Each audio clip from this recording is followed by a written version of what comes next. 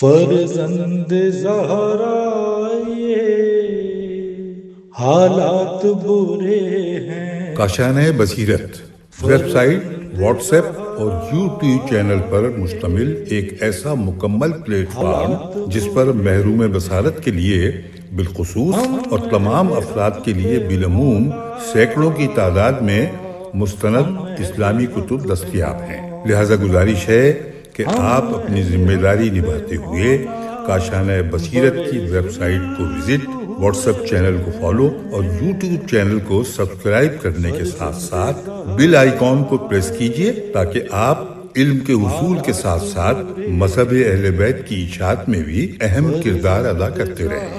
کاشانۂ بصیرت۔ حالات برے ہیں۔ السلام علیکم ورحمۃ اللہ وبرکاتہ۔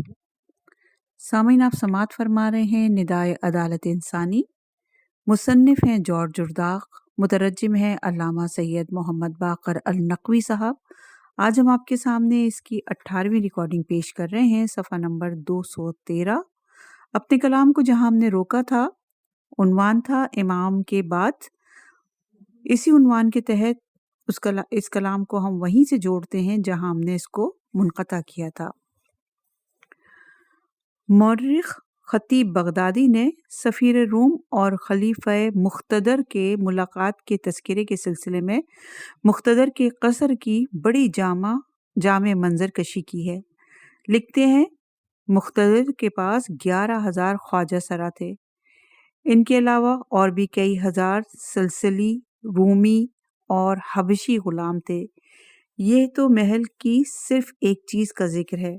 زیب و زینت کے اور دیگر سامان اس مناسبت سے بے حد اور حساب تھے کہ مقتدر کا حکم تھا کہ سفیر کو قصر کی پوری سیر کرائی جائے اور توشہ خانوں میں بھی لے جایا جائے، جہاں ایک سے ایک بیش قیمت اور نادر چیزیں اس طرح سجائی ہوئی تھیں جیسے دلہن کے جہیز کا سامان ہو۔ پردے پڑے ہوئے تھے اور انتہائی بیش قیمت موتیوں ڈبوں میں رکھے ہوئے تھے، اور ان ڈبوں پر سیاہ منقش ریشمی کپڑے منڈے ہوئے تھے۔ گھماتے پھراتے سفیر کو اس دالان میں لایا گیا جس میں خالص چاندی کا بنا ہوا درخت استدادہ تھا اور اس کا وزن 5 لاکھ درہم کا تھا۔ سفیر اس درخت کو دیکھ کر دنگ رہ گیا۔ اس درخت پر چاندی کے بنے ہوئے طیور یعنی پرندے بھی تھے جو ہوا کے جھونکوں سے حرکت میں آتے اور سیٹیاں بجانے لگتے۔ اس منظر کو دیکھ کر سفیر ہر چیز سے زیادہ متحیر اور متعجب ہوا۔ اس قصر میں جتنے پردے آویزاں تھے ان کی تعداد 38,000 تھی۔ وہ تمام پردے ریشم اور زربفت کے تھے جن پر گوناگون نقش و نگار اور ہاتھی، گھوڑے، اونٹ، درندے اور کشتیوں کی تصویریں بنی ہوئی تھیں۔ بڑے بڑے پردے ارمینا، واسطہ اور بہنس کی کاریگری اور صنائی کے اعلیٰ نمونے تھے، جن میں کچھ سادہ تھے اور کچھ منقش۔ پھر وہ سفیر اس مکان میں لے جایا گیا جو استبل خانے کے نام سے موسوم تھا۔ وہ ایسا مکان تھا جس کے رواق زیادہ تر سنگ مرمر کے ستونوں پر قائم تھے۔ دائیں حصے میں 500 گھوڑے تھے۔ ہر گھوڑے پر گنگا اور جمنی زین اور لگام تھی۔ بغیر زین پوش کے اور بائیں طرف بھی 500 گھوڑے تھے۔ ہر گھوڑے پر گنگا، جمنی، زین اور لگام تھی۔ یہاں پہ گنگا اور جمنی جو ہے یعنی گولڈن اور سلور یعنی اس سے تشبیہ دی گئی ہے۔ اور ریشمی زین پوش بھی ہر گھوڑے کے لیے بہترین وردی پہنے ایک خادم تھا۔ پھر وہ سفیر اس مکان میں لے جایا گیا جس میں طرح طرح کے جنگلی جانور سے دھارے ہوئے تھے۔ وہ جانور آدمیوں کے پاس آتے، انہیں سونگھتے اور ان کے ہاتھ سے کھاتے۔ پھر وہ سفیر اس جگہ لایا گیا جہاں 4 ہاتھی بندھے ہوئے تھے۔ ہر ہاتھی پر ریشمی منقش پوشش تھی، یعنی ان کے جو ہودج اور ان کے جو کپڑے پوش ہوتے ہیں وہ تھے، اور 8 سندھی اور کئی آدمی پیٹرول چھڑکنے والے متعین تھے۔ سفیر اس منظر کشی کو دیکھ کر بدحواس ہو گیا۔ خوف اور دہشت کے مارے دل ہاتھوں سے جاتا رہا۔ پھر وہ سفیر اس مکان میں لایا گیا جہاں حیوانات درندے رکھے جاتے تھے. تقریباً 100 جانور تھے، 50 دائیں طرف 50 بائیں طرف.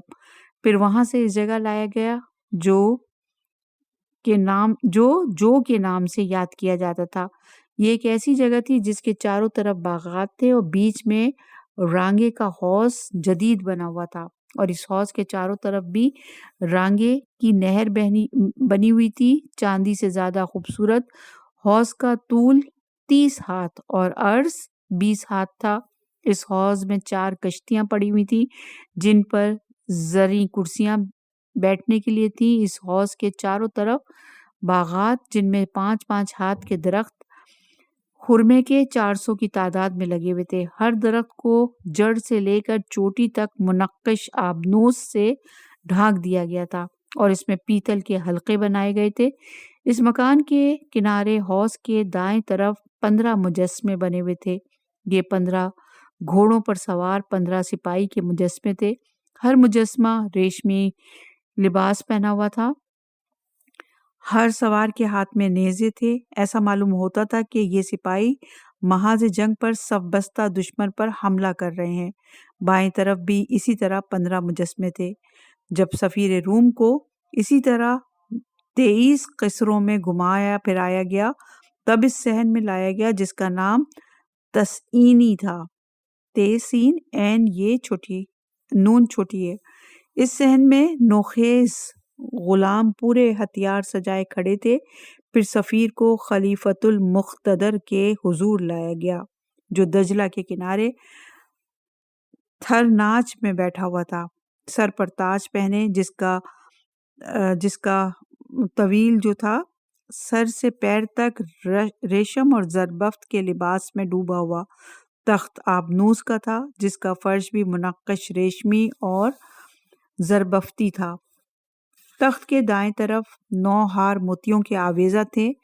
بائیں طرف 9 ہار تھے، ایسے بیش قیمت موتی جن کی روشنی دن کی روشنی پر غالب آتی تھی. اور یہ روایت جہاں سے یہ پیرا لیا گیا ہے اس کا نام ہے زحل اسلام، جلد نمبر 1 صفحہ نمبر 100 اور صفحہ نمبر 102. اسی طرح تمام خلفائے بنی عباس سے ایک دوسرے سے بڑھ چڑھ کر دونوں ہاتھوں سے دولت لٹاتے رہے، ایک کے بعد ایک. جب دوسرا خلیفہ ہوا اس کی یہی کوشش رہی کہ اسراف اور فضول خرچی میں دوسرے سے بڑھ جائے، یہاں تک کہ مہدی خلیفہ ہوا. یہ زہد پسند انسان تھا لیکن اسے جینا نصیب نہیں ہوا. اس کے عزیز و اقارب ہی نے اس کا کام تمام کر دیا. وزراء بھی اسراف اور فضول خرچی میں خلفاء سے کم نہ تھے. متوکل کے وزیر فتح بن خاقان نے ایسے اونچے محلات تعمیر کیے جن کے کنکرے آسمان سے باتیں کرتے تھے. بہتری کہتا ہے آسمان کے کنکرے دیکھ کر ایسا معلوم ہوتا ہے جیسے بلند فضا میں بلند پرواز سفید کبوتروں کے پر و بال ہوں. ابن مطلع وزیر نے اتنی قسموں کے وحوش اور طیور اپنے قصر میں اکٹھا کیے تھے کہ کسی حکومت کا خزانہ اتنے وحوش اور طیور کے مصارف کا متحمل نہیں ہو سکتا. وزیر ابن فرات بے شمار زمینوں جائیدادوں اور بے تہا دولت کا مالک تھا. بلور کے چمچوں سے کھانا کھاتا، ایک چمچے کو دوبارہ استعمال میں نہ لاتا. ہر لقمے کے لیے ایک چمچہ ہوتا. اس کے دسترخوان پر 30 سے زیادہ چمچے رکھے جاتے. وزیر محلبی گلاب کے پھولوں کا دلدادہ تھا. یہ شخص جس نے محلبی کو دیکھا تو بیان کرتا ہے کہ محلبی کے لیے 3 دن میں 1000 دینار کے گلے سرخ خریدے گئے اور اس کی بزم میں نچھاور کیے گئے اور اس کے محل کے وسیع حوض میں چھڑکے گئے. اس حوض میں عجیب و غریب فوارے بنے ہوئے تھے.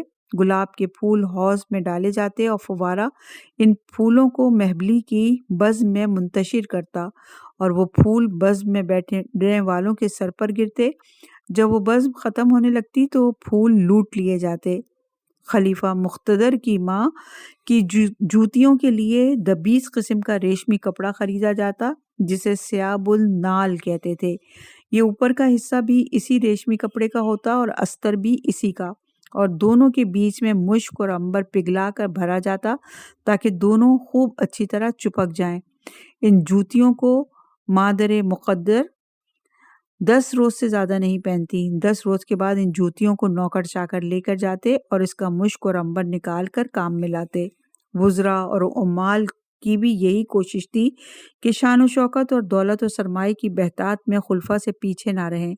علی بن احمد رازی گورنر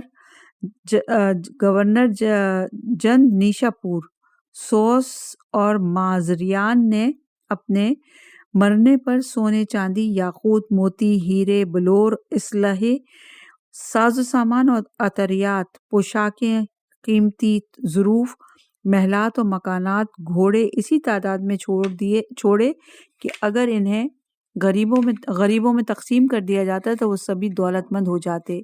نیز اس نے غلاموں، خواجہ سراہوں، کالے گورے نوکروں کی اتنی بڑی فوج چھوڑی کہ اگر اس فوج کے ذریعے کسی ملک پر چڑھائی کرتا تو ملک فتح کر لیتا۔ اس میں ایک علی بن رازی سے باقی دوسرے گورنروں کی دولت و سرمایہ کا اندازہ کیا جا سکتا ہے۔ یہی حالت دولت مند تاجروں کی بھی تھی۔ رہ گئے غریب عوام الناس تو وہ ان کی زندگی خلیفہ کے کسی ایک صاحب یا وزیر یا گورنر کے ایک مختصر لفظ یا آنکھ کے ایک اشارے پر موقوف تھی۔ انہیں امن و سلامتی اور جان کی امان بس اسی وقت تک نصیب تھی جب تک ارباب اقتدار ان پر ناراض نہ ہو۔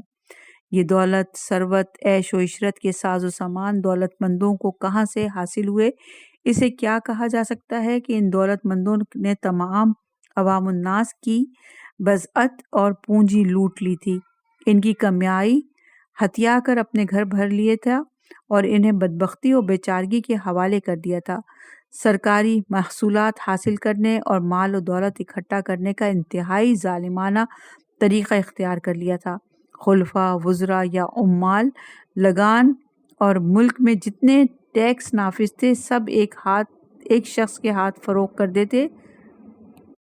وہ شخص کروڑ 10 کروڑ روپے سرکاری خزانے کو ادا کر دیتا اور خود جتنا جی چاہتا ظلم اور زبردستی کر کے لگان اور ٹیکس عوام الناس سے وصول کر لیتا، جیسا کہ ترکی کے سلطان اپنے دور حکومت میں ان اسلامی ملکوں میں کیا کرتے جو ان کے زیر نگین تھے۔ عدالت کا محکمہ بھی اسی طرح درہم بھرم تھا۔ ارباب حکومت برابر عدالت کے کاموں میں دخل انداز ہوتے۔ کسی منصف اور قاضی کی مجال نہ تھی کہ حکام کی مرضی کے خلاف کوئی فیصلہ کر سکے۔ رشوت کا شدت سے رواج تھا۔ خلائق کی ناداری اور احتیاج اور زور اور زبردست روز بروز بڑھتی جاتی اور بدبختی پر بدبختیوں کا اضافہ تھا، اس حد تک کہ اگر کوئی مر جاتا تو وہ مبارکباد دیے جانے کا سزاوار ہوتا، نہ کہ لائق تعزیت۔ ابن لنک بصری کہتا ہے، ہم زمانے کی عجیب نیرنگیاں دیکھ رہے ہیں، جو کچھ جیتے جاگتے دیکھ رہے ہیں اگر خواب میں کہیں دیکھ لیں تو گھبرا کے بیدار ہو جائیں۔ لوگ بدحالی کے اس درجے کو پہنچ گئے ہیں کہ اگر کوئی مر جائے تو وہ مبارکباد دیے جانے کے قابل ہے۔ ابن لنک خدا سے دعا کرتا ہے کہ لوگوں کو صبر ایوب عطا کر، خود ان پر جناب یعقوب کی طرح گریہ وزاری کرتا ہوا کہتا ہے، خدا کی قسم ہم ظالم اور چیرہ دست زمانے کے قبضے میں گرفتار ہیں اور خدا سے صبر ایوب کا سوال کرتے ہیں۔ زمین اپنے حسن و جمال سے خالی ہو چکی ہے، لہٰذا اس پر جناب یعقوب کی طرح گریہ وزاری کرو۔ لیکن علماء اور اہل عقل اور قدر و قیمت رکھنے والے افراد جن کے متعلق حضرت علی علیہ السلام نے دونوں فرزند حسن اور حسین کو وصیت کی تھی کہ تم ان کی صحبت اختیار کرنا، ان کی باتیں توجہ سے سننا اور ان کے درجے اور مرتبے کو پہچاننا، اور عمال اور والیوں کو تاکید کی کہ ان لوگوں سے ہر کام میں رائے مشورے کرتے رہنا، انہیں خصوصی تقرب عطا کرنا، ان کی قدر و قیمت کو بڑھانا، اس لیے کہ یہ مسلمانوں کے درمیان تابندہ نور ہیں اور جب تک دنیا باقی رہے گی یہ بھی زندہ رہیں گے۔ یہ خود بھی ہر آفت سے محفوظ ہیں اور خلائق بھی ان کی عقل و دانش کی وجہ سے محفوظ رہے گی۔ یہی علماء باوجود اپنی اس شان و مرتبے کے اس عباسی عہد میں انتہائی قسم پرسی، ناداری اور ذلت و بیچارگی کے عالم میں تھے، سوا ان صاحبان علم کے جنہوں نے اپنے چہروں کا پانی عباسی خلفاء کے آستانوں پر بہا دیا تھا۔ ابو حیان جو بڑا دانشمند اور لائق و فائق مصنف گزرا ہے اور بڑی پسندیدہ مصنفات کا مالک ہے، اپنی کتاب المطایا والمرانسہ میں لکھتا ہے، میں مجبور ہو گیا اس پر کہ اپنے دین اور مروت کو بیچ ڈالوں اور ریاکاری اور نفاق سے کام لوں اور ایسے نازیبا کام کروں جنہیں کوئی شریف آدمی قلم بند کرنا پسند نہ کرے۔ یہ شخص آخری عمر میں دنیا اور زندگی سے اتنا بیزار ہو گیا تھا اور حکومت سے اتنی مایوسی ہو گئی تھی اسے کہ اس نے اپنی کتابیں جلا ڈالیں۔ ابو علی قالی بھی مجبور ہو کر اپنی کتابوں کو جو اس کی عزیز ترین دولت تھی بیچ ڈالی۔ اس کے متعلق کہتا ہے، 20 سال تک یہ کتابیں میری دل بستگی کا سامان رہیں اور اس کے بعد میں نے انہیں بیچ ڈالا۔ بیچنے کے بعد میرے حزن اور اندوہ کا ٹھکانہ نہ رہا۔ میرے وہم و گمان میں بھی یہ بات نہ تھی کہ میں ان کتابوں کو بیچنے کا ارادہ کروں گا، چاہے قرضوں کی وجہ سے برابر میں قید خانے ہی میں پڑا رہتا، لیکن انتہائی محتاج اور نادار ہو کر اپنا اور اپنے چھوٹے بچوں کا پیٹ بھرنے کے لیے ان کتابوں کے بیچنے پر مجبور ہو گیا۔ خطیب تبریزی کے پاس ازہری کی کتاب تہذیب اللغہ کا ایک نسخہ کئی جلدوں میں تھا۔ اس کی خواہش ہوئی کہ ماہر فن سے اس کتاب کو پڑھوا کر سنے اور اس کے مطالب کی تحقیق کرے۔ لوگوں نے ابو الاعلی مرئی کا نام لیا۔ اس نے کتاب کو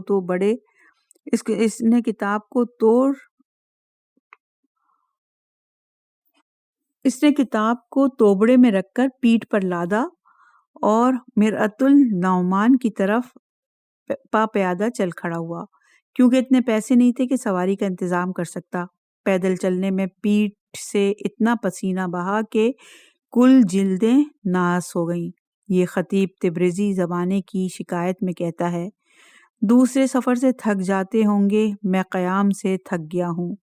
عراق میں ایسے لوگوں میں رہنا ہوا جو سب کے سب کمینے اور کمینوں کی اولاد ہیں۔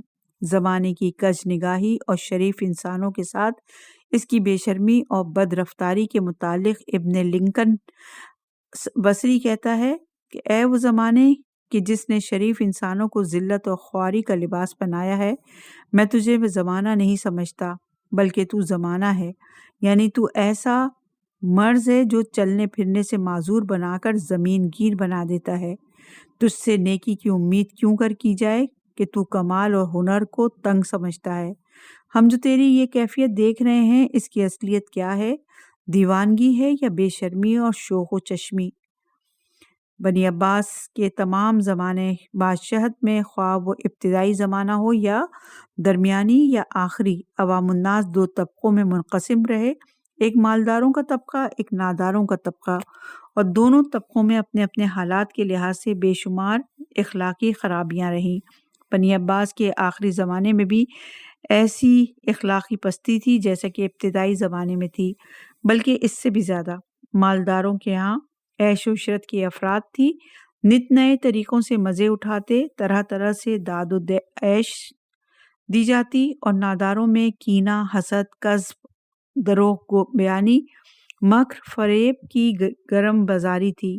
فخر و ناداری کے عام ہونے کی وجہ سے زہد و تصوف کی بھی کثرت تھی، لیکن حقیقی اور واقعی تصوف نہیں جو تحصیل اخلاق حمیدہ کی رغبت اور اس دنیا کو کے لیے ناپائیدار سمجھنے سے پیدا ہوتا ہے، بلکہ یہ وہ تصوف تھا جو عاجزی، ناکامی اور نا امیدی کا نتیجہ ہوتا ہے۔ اسی فخر و ناداری کے عام ہونے کی وجہ سے دوسری بری عادتیں بھی کثرت سے لوگوں میں پیدا ہو گئی تھیں، جیسے جادو اور شعبدہ بازی، خرافات اور اسی قسم کی دوسری بیہودہ باتیں کہ جب انسان حقائق اور وسائل سے روزی حاصل کرنے میں ناکام رہتا ہے تو مجبوراً ان چھوٹے وسائل کا سہارا لیتا ہے، جو حکومت بنی عباس کی سلطنت کے زوال کے بعد منظر عام پر آئیں۔